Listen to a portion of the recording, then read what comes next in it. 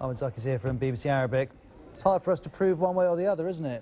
Of course, it's really difficult. Yusuf Al-Utaiba, the UAE ambassador in Washington, denied the involvement of his government. Of course, Anwar Gargash, the state minister for foreign affairs in UAE, also denied the involvement.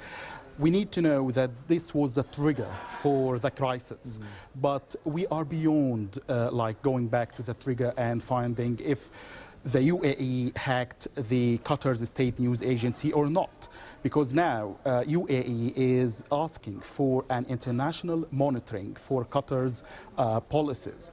Anwar Gargash today told BBC Arabic that actually it's not in the interest of the Gulf monarchies to change the regime in Qatar. What it asks for is a change in the policies of Qatar, the foreign policy of Qatar, which Anwar Gargash said it's funding the extremists in the region. That's not going to happen, is it? It's really difficult to predict. In 2014, Qatar went to Saudi Arabia and there was an agreement that Qatar will stop funding certain political factions. Now Saudi Arabia, Emirates and Bahrain are saying that Qatar did not abide by the agreement.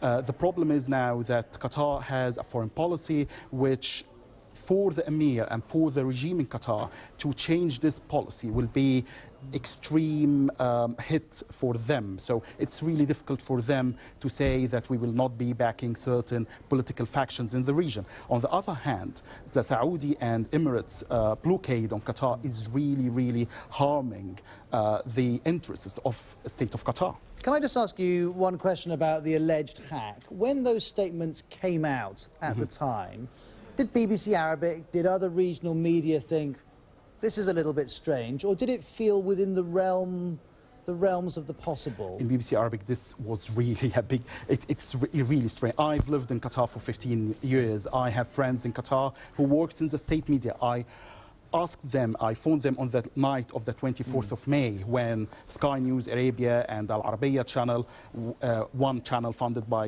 the United Arab Emirates government and the other is funded by Saudi Arabia government, had this sudden breaking news and sudden coverage for Sheikh Tamim, the Emir of Qatar, statements.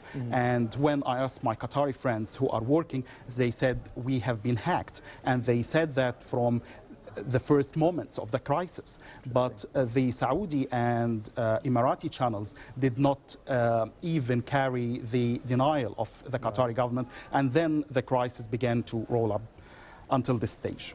Ahmed, thank you very much. We cannot be sure what happened in that particular instance. We can be sure, as Ahmed is telling us, that this crisis is worsening. We'll keep you posted with the help of BBC Arabic. Now, in a few minutes here on Outside.